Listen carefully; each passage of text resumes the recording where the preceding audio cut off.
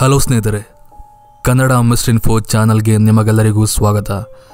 Actually ತುಂಬ ದಿನ ಆದ ನಂತರ ನಾನು ಮತ್ತೆ ವಾಪಸ್ ಬಂದಿದ್ದೀನಿ. ಅದೊಂದು ಹಾರರ್ ಸ್ಟೋರಿ ಮೂಲಕ. ನಾನು ಈ ದೊಡ್ಡ ಗ್ಯಾಪ್ ತಗೊಳ್ಳಿಕ್ಕೆ ಕೆಲವೊಂದು ಕಾರಣ ಇದೆ. ನಾನು ಈ ಚಾನಲ್ನ ವೀಡಿಯೋನ ಇನ್ನೂ ದೊಡ್ಡದ ಮಟ್ಟಿಗೆ ಏನೊಂದು ಮಾಡಬೇಕಂತ ಟ್ರೈ ಮಾಡ್ತಿದ್ದೀನಿ. ಅದಕ್ಕೋಸ್ಕರ ಈ ಒಂದು ಗ್ಯಾಪ್ ಆಗಿ ಕೆಲವು ಪರ್ಸ್ನಲ್ ಕಾರಣ ಕೂಡ ಇದೆ. ಅದು ನಿಮಗೆ ನಾನು ಜನವರಿ ಆದ ನಂತರ ಏನಂತ ತಿಳಿಸಿಕೊಡ್ತೀನಿ. ಸೊ ಇನ್ನು ಕತೆ ಕಡೆ ಬಂದರೆ, ಇವತ್ತು ನಾನು ಮಂಗಳೂರಿನ ಫ್ಲೈಓವರ್ ಬಗ್ಗೆ ಒಂದು ಸ್ಟೋರಿ ಮಾಡಿದ್ದೀನಿ. ಆ್ಯಕ್ಚುಲಿ ಇದು ಮಾಡಿದ್ದಲ್ಲ, ಒಬ್ಬರು ಕೊಟ್ಟಂಥ ಒಂದು ರಿಯಲ್ ಸ್ಟೋರಿಗಳು.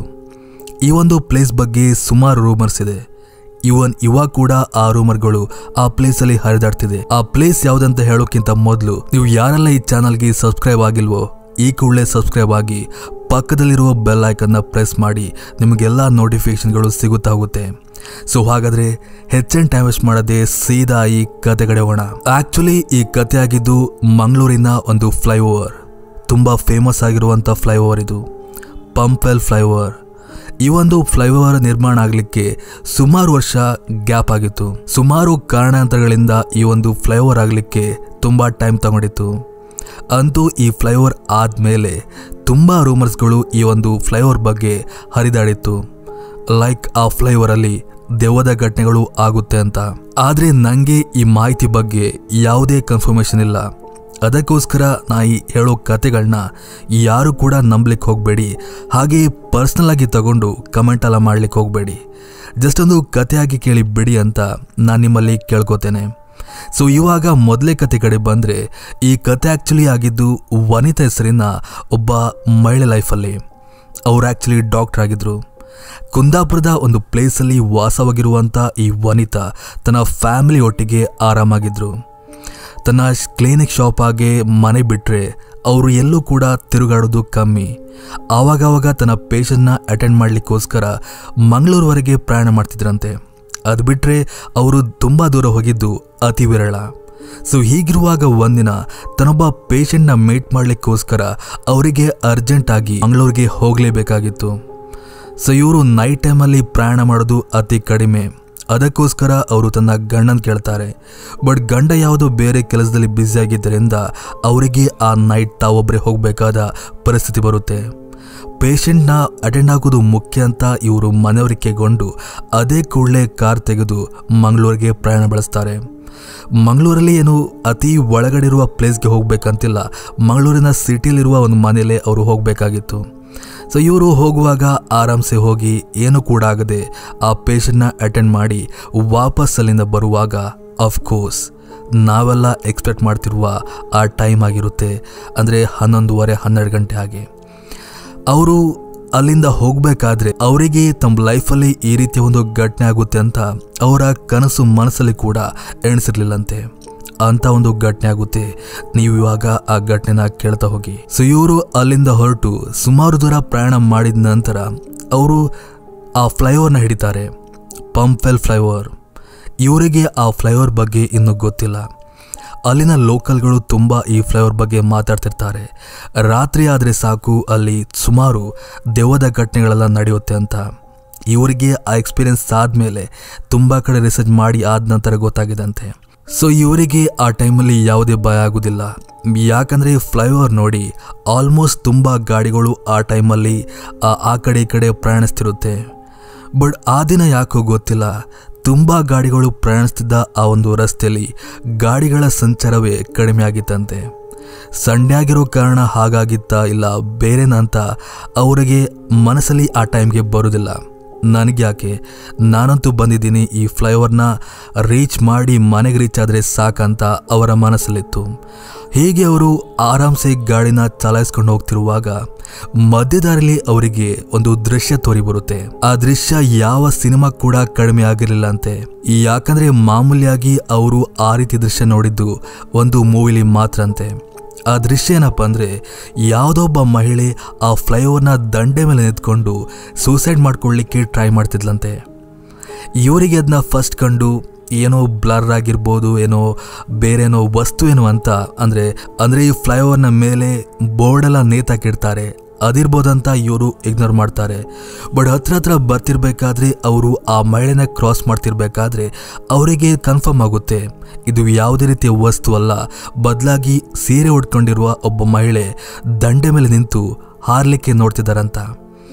ಇವರು ಇನ್ನೇನು ಆ ಗಾಡಿನ ಸ್ಟಾಪ್ ಮಾಡಬೇಕು, ಆ ಗಾಡಿ ಮೂವ್ ಆಗ್ತಿರುವಾಗಲೇ ಆ ಮಹಿಳೆ ಅಲ್ಲಿಂದ ಹಾರಿಬಿಡ್ತಾರೆ. ಇವರಿಗೆ ಭಯದಲ್ಲಿ ಏನು ಮಾಡಬೇಕಂತ ಗೊತ್ತಾಗದೆ ಅದೇ ಕೂಡಲೇ ಗಾಡಿನ ಅರ್ಧಂಬರ್ಧ ಒಟ್ರಾಶಿಗೆ ನಿಲ್ಲಿಸಿ ಅವರು ಅಲ್ಲಿಂದ ಓಡಿ ಬಂದು ಆ ಮಹಿಳೆ ಹಾರಿದ್ಲಲ್ಲ ಆ ಪ್ಲೇಸ್ ಮುಂದೆ ಬಂದು ನಿಲ್ತಾರೆ. ಹಾಗೆ ಕೆಳಗೆ ನೋಡ್ತಾರೆ. ಆದರೆ ಶಾಕಿಂಗ್ಲಿ ಕೆಳಗೆ ಯಾವುದೇ ರೀತಿಯ ಮಹಿಳೆ ಬಿದ್ದಿರುವುದು ಅವರಿಗಲ್ಲಿ ತೋರಿ ಬರೋದಿಲ್ಲ. ಒಂದು ವೇಳೆ ಅಲ್ಲಿಂದ ಮಹಿಳೆ ಬಿದ್ದಿದ್ರೆ ಕೆಳಗಿರೋ ರಸ್ತೆ ಮೇಲೆ ಇರಬೇಕಾಗಿತ್ತು. ಆ ಒಂದು ಹೈಟಿಂದ ಯಾರಾದರೂ ಬಿದ್ದಿದ್ರೆ ಅವರು ಸೇಫಾಗಿ ಲ್ಯಾಂಡ್ ಆಗಿ ಅಲ್ಲಿಂದ ಹೋಗಲಿಕ್ಕೆ ಚಾನ್ಸ್ ಇಲ್ಲ. ಒಂದೇ ಅವರಿಗೆ ಕಾಲು ಅಥವಾ ಏನೋ ಪೆಟ್ಟಾಗಿ ಅಲ್ಲೇ ಬಿದ್ದಿರಬೇಕು. ಸಡನ್ನಾಗಿ ಎದ್ದು ನಿಂತು ಹೋಗಲಿಕ್ಕೆ ಯಾವೊಬ್ಬ ಮನುಷ್ಯನ ಕೈಯಿಂದಲೂ ಸಾಧ್ಯ ಇಲ್ಲ ಅಂತ ಅವರಿಗೆ ಒಂದು ಬೇಸಿಕ್ ಸೆನ್ಸ್ ಇತ್ತು. ಬಟ್ ಅಲ್ಲಿ ನೋಡಿದರೆ ಯಾರು ಕೂಡ ಇಲ್ಲ. ಇವರಿಗೆ ನಿಜವಾಗ್ಲೂ ಅದನ್ನ ಕಂಡು ಶಾಕ್ ಆಗುತ್ತೆ. ನಾನು ನೋಡಿರೋದು ನಿಜನಾ ಇಲ್ಲ ಭ್ರಮೆನಾ ಅಂತ ಇನ್ನೂ ಕೂಡ ಅವರಿಗೆ ಶಾಕಲ್ಲಿರುತ್ತೆ. ನಿಜವಾಗ್ಲೂ ಅವರು ಶಾಕಲ್ಲಿದ್ರು. ಆದರೂ ಕೂಡ ಅದ್ರ ಬಗ್ಗೆ ತಲೆ ಕೆಡಿಸ್ಕೊಳ್ಳಲ್ಲ ಅವರು. ಆ ಕಡೆ ಈ ಕಡೆ ನೋಡ್ತಾರೆ. ಅಲ್ಲಿ ಯಾರು ಕೂಡ ಅವರಿಗೆ ತೋರಿ ಬರೋದಿಲ್ಲ. ಇಷ್ಟೊತ್ತುವರೆಗಾಗಿದ್ದು ಏನು ಎತ್ತ ಅಂತ ಅವರಿಗೆ ನಿಜವಾಗ್ಲೂ ಗೊತ್ತಾಗೋದಿಲ್ಲ. ಹಾಗೆ ಸುಮಾರು ಹೊತ್ತು ಅಲ್ಲಿ ವೆಯ್ಟ್ ಮಾಡ್ತಾರೆ ಇನ್ನೇನಾದರೂ ಆಗುತ್ತಾ ಅಂತ. ಬಟ್ ಏನು ಕೂಡ ಆಗೋದಿಲ್ಲ. ಹಾಗೆ ಅವರು ಕಾರ್ ಹತ್ತಿ ಅಲ್ಲಿಂದ ವಾಪಸ್ ಬರ್ತಾರೆ. ಈ ಒಂದು ಘಟನೆನ ಫೇಸ್ ಮಾಡಿದ ಯಾರೊಬ್ಬ ವ್ಯಕ್ತಿ ಕೂಡ ಇದಕ್ಕೊಂದು ಕನ್ಕ್ಲೂಷನ್ ಬರ್ತಾರೆ, ಅದು ಆಕ್ಚುಲಿ ಹಾರಿದ್ದು ಮನುಷ್ಯ ಅಲ್ಲ, ಒಬ್ಬ ದೆವ್ವ ಅಂತ. ಯಾರೇ ಮಾಮೂಲಿ ವ್ಯಕ್ತಿ ಆಗಿದ್ರು ಕೂಡ, ಇವನ್ ನಾನಾಗಿದ್ರು ಕೂಡ ಇದೇ ಒಂದು ಕನ್ಕ್ಲೂಷನ್ಗೆ ಬರ್ತಿದ್ದೆ, ಅದು ಮನುಷ್ಯ ಅಲ್ಲ ದೆವ್ವ ಅಂತ. ಇವನ್ ಅವರು ಕೂಡ ಆ ಒಂದು ಕನ್ಕ್ಲೂಷನ್ಗೆ ಬಂದು ಅದನ್ನಲ್ಲೇ ಮರೆತು ತಮ್ಮ ಲೈಫಲ್ಲಿ ಮುಂದೋಗ್ತಾರೆ. ಇದು ಆಕ್ಚುಲಿ ಆದಂಥ ಒಂದು ಸತ್ಯ ಘಟನೆ. ನಂಬೋದ್ ಬಿಡೋದು ನಿಮ್ ಬಿಟ್ಟಿದ್ದು. ಇದೊಂದು ರೀತಿಯ ಘಟನೆ ಆದ್ರೆ ನನ್ನ ಹತ್ರ ಮತ್ತೊಂದು ಕತೆ ಕೂಡ ಇದೆ. ಆ ಪ್ಲೇಸಲ್ಲಿ ಆಗಿದ್ದಂಥ ಒಂದು ನೈಜ ಘಟನೆ. ವಿಹಾನ್ ಹೆಸರಿನ ಒಬ್ಬ ವ್ಯಕ್ತಿ, ಅವನು ಮೂಲತಃ ಮಂಗಳೂರವನೇ. ಆ ಫ್ಲೈಓವರಲ್ಲಿ ಅವನಿಗೇನು ತಿರುಗುವುದು ದೊಡ್ಡದೇನು ಕೆಲಸ ಅಲ್ಲ, ಅಂದರೆ ಯಾವತ್ತೂ ತಿರುಗಿಲ್ಲ ಆ ರೀತಿಯನ್ನಲ್ಲ. ಅವನು ಮಾಮೂಲಾಗಿ ಆ ಒಂದು ರೂಟಲ್ಲಿ ನೈಟ್ ಟೈಮಲ್ಲಿ ತಿರುಗ್ತಿರ್ತಾನೆ. ಬಟ್ ಒಂದಿನ ಮಾತ್ರ ಅವನಿಗೆ ಒಂದು ದೆವ್ವದ ಎಕ್ಸ್ಪೀರಿಯನ್ಸ್ ಆಗುತ್ತೆ. ಆ ಘಟನೆನ ನಾನು ಸಿಂಪಲ್ ಆಗಿ ಹೇಳ್ತೀನಿ, ಯಾಕಂದರೆ ಆ ಕತೆ ಕೂಡ ಸಿಂಪಲ್ ಆಗಿದೆ. ಒಂದಿನ ರಾತ್ರಿ ಅವನು ಪಾರ್ಟಿ ಮುಗಿಸಿ ಮನೆಗೆ ಹೋಗ್ತಿರುವಾಗ ಯಾವುದೋ ಒಂದು ಕೆಲಸಕ್ಕೋಸ್ಕರ ಅವನು ಆ ಫ್ಲೈಓವರ್ ಮಾರ್ಗ ಉಂಟಲ್ಲ ಆ ಒಂದು ದಾರಿ ನಡೀತಾನೆ. ಆ ಟೈಮಲ್ಲಿ ಆಫ್ಕೋರ್ಸ್ ಆ ಫಸ್ಟ್ ಘಟನೆಯಲ್ಲಿ ಆದಂತೆ ಏನೂ ಆಗೋದಿಲ್ಲ. ತುಂಬ ಗಾಡಿಗಳು ಆ ಕಡೆ ಈ ಕಡೆ ಚಲಿಸ್ತಿರುತ್ತೆ. ಹೀಗಿರುವಾಗ ಅವನಿಗೆ ತನ್ನ ಗಾಡಿನ ಮಧ್ಯದಾರಿಯಲ್ಲಿ ಯಾರೊಬ್ಬ ಮಹಿಳೆ ಅಡ್ಡಾಗ್ತಿರುವಾಗೆ ಭಾಸವಾಗುತ್ತೆ. ಇವನಿಗೆ ಕರೆಕ್ಟಾಗಿ ತೋರ್ತಿತ್ತು, ಸೀರೆ ಉಟ್ಕೊಂಡಿರುವ ಒಬ್ಬ ಮಹಿಳೆ ತನ್ನ ಕೈಯನ್ನು ಅವನ ಗಾಡಿಗೆ ಅಡ್ಡ ಹಾಕಿ ನಿಲ್ಲಿಸೋಕೆ ಟ್ರೈ ಮಾಡ್ತಿದ್ಲು. ಇವನಿಗೆ ಆ ಟೈಮಲ್ಲಿ ದೆವ್ವಾಗಿವ ಅಂತ ಏನು ಕೂಡ ಮನಸ್ಸಿಗೆ ಬಂದಿರೋದಿಲ್ಲ. ಅವನಿಗೆ ಆ ಒಂದು ಮ್ಯಾಟರೇ ಆ ಟೈಮಲ್ಲಿ ತಲೆಗೆ ಹೊಳೆಯುವುದಿಲ್ಲ. ಯಾರೊಬ್ಬ ಮಹಿಳೆ ಕೈ ಅಡ್ಡ ಹಾಕ್ತಿದ್ದಾಳೆ ನಿಲ್ಲಿಸ್ಬೇಕಂತ ಅವನು ಆ ಗಾಡಿನ ಆ ಮಹಿಳೆಯಿಂದ ತುಂಬ ದೂರದಲ್ಲಿ ನಿಲ್ಲಿಸ್ತಾನೆ. ಹಾಗೆ ಗಾಡಿನ ಸ್ಟಾಪ್ ಮಾಡಿ ಅವನು ಹೆಡ್ಲೈಟ್ನ ಆಫ್ ಮಾಡಿ ಕೆಳಗಿಳಿದು ಬಂದು ನೋಡಿದಾಗ ಆವಾಗಷ್ಟೇ ಕೈನ ಅಡ್ಡ ಹಾಕ್ತಿದ್ದ ಆ ಮಹಿಳೆ ಅಲ್ಲಿಂದ ಮಾಯವಾಗಿದ್ಲು. ಇವನಿಗೆ ನಿಜವಾಗ್ಲೂ ನಾನು ನೋಡಿದ್ದು ನಿಜವಾ ಇಲ್ವಾ ಅಂತ ಶಾಕ್ ಆಗುತ್ತೆ. ಅದೇ ಕೂಡಲೇ ಹೋಗಿ ಆ ಮಹಿಳೆ ನಿಂತಿದ್ದ ಎಕ್ಸಾಕ್ಟ್ ಪ್ಲೇಸ್ನ ಚೆಕ್ಕೆಲ್ಲ ಮಾಡ್ತಾನೆ. ಬಟ್ ಎಷ್ಟೇ ಹುಡುಕಿದ್ರು ಕೂಡ ಅವನಿಗೆ ಆ ಮಹಿಳೆನೇ ತೋರೋದಿಲ್ಲ. ಅಕ್ಕಪಕ್ಕದಲ್ಲಿ ಯಾರಾದರೂ ಇದ್ರ ಅವ್ರ ಹತ್ರ ಕೇಳುವ ಅಂತಾದ್ರೂ ಕೂಡ ಅಲ್ಲಿ ಯಾರು ಕೂಡ ಇದಿರೋದಿಲ್ಲ. ಇವನಿಗೆ ನಿಜವಾಗ್ಲೂ ಶಾಕ್ ಆಗುತ್ತೆ, ನಾನು ಕಂಡಿದ್ದು ನಿಜನಾ ಸುಳ್ಳ ಅಂತ. ಇದು ಆ್ಯಕ್ಚುಲಿ ಅವನ ಲೈಫಲ್ಲಿ ಆದಂಥ ಒಂದು ಸತ್ಯ ಘಟನೆ. ಸೊ ಇದೇ ರೀತಿ ತುಂಬ ಘಟನೆಗಳು ಆ ಪ್ಲೇಸಲ್ಲಿ ಆಗಿದೆ ಅಂತೆ. ಬಟ್ ನಂಗೆ ಸಿಕ್ಕಿದ ಮಾತ್ರ ಇದೆರಡು ಕತೆಗಳು.